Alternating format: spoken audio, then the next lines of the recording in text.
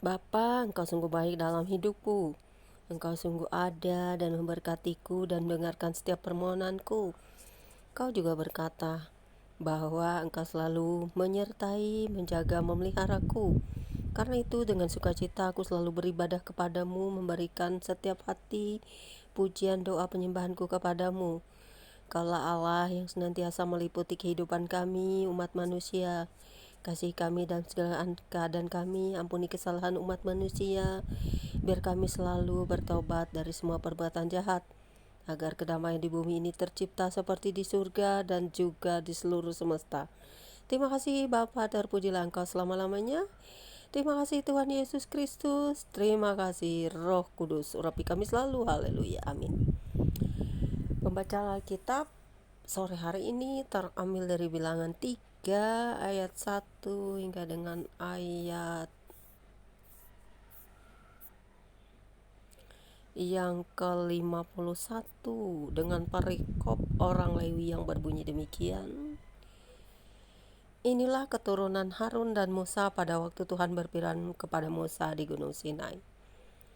Nama anak-anak Harun ialah yang sulung Nadab, kemudian Abihu, Eleazar dan Itamar. Itulah nama anak-anak Harun, imam-imam yang diurapi yang telah ditahbiskan untuk memegang jabatan imam. Tetapi Nadab dan Abihu sudah mati di hadapan Tuhan di padang gurun Sinai. Ketika mereka mempersembahkan api yang asing ke hadapan Tuhan, mereka tidak mempunyai anak. Jadi ketika Harun ayah mereka masih hidup, yang memegang jabatan imam ialah Eleazar dan Itamar. Eleazar dan Itamar, Tuhan berfirman kepada Musa, suruhlah suku Lewi mendekat dan menghadap imam Harun supaya mereka melayani dia. Mereka harus mengerjakan tugas-tugas bagi Harun dan bagi segenap umat Israel di depan kemah pertemuan, dan dengan demikian melakukan pekerjaan jabatannya pada kemah suci. Mereka harus memelihara segala perabotan kemah pertemuan dan mengerjakan tugas-tugas bagi orang Israel, dan dengan demikian melakukan pekerjaan jabatannya pada kemah suci. Orang Lewi harus kau serahkan kepada Harun dan anak-anaknya. Dari antara orang Israel harus orang-orang itu diserahkan kepadanya dengan sepenuhnya. Tetapi Harun dan anak-anaknya haruslah kau tugaskan untuk megang jabatannya sebagai imam, sebab orang awam yang mendekat harus dihukum mati. Tuhan berfirman kepada Musa, sesungguhnya aku mengambil orang Lewi dari antara orang Israel, ganti semua anak sulung mereka yang terdahulu lahir dari kandungan supaya orang Lewi menjadi kepunyaanku, sebab akulah yang punya semua anak sulung.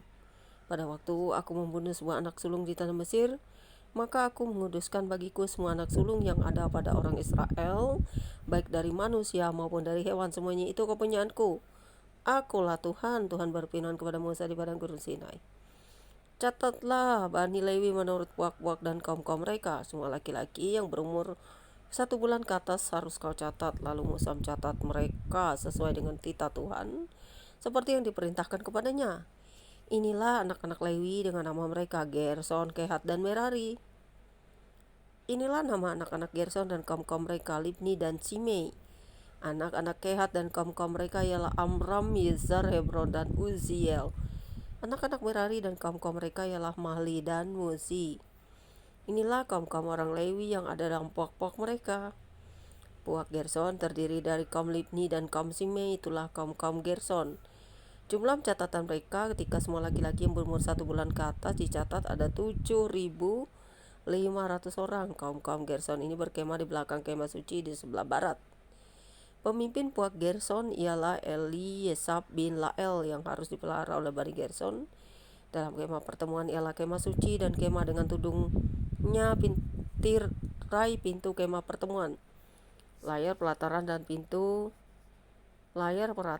tirai pintu pelataran yang ada di sekeliling kemah suci, dan mesbah dan talinya, termasuk segala pekerjaan berhubungan dengan semuanya itu.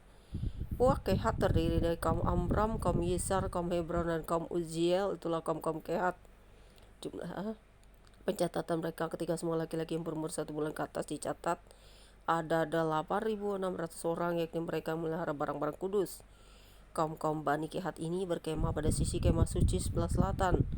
Pemimpin Puak Kehat dan kaum-kaumnya ialah Safan bin Uziel. Yang harus dipelihara mereka ialah tabut, meja, kandil, mesbah perkakas, tempat kudus yang dipakai untuk menyelenggarakan ibadah, juga tirai. termasuk segala pekerjaan yang berhubungan dengan semuanya itu. Adapun pemimpin tertinggi orang Lewi ialah Eleazar anak Imam Harun yang menguasai mereka yang memelihara barang-barang kudus. Puak Merari terdiri dari kaum Mahli dan kaum Musi, itulah kaum Merari.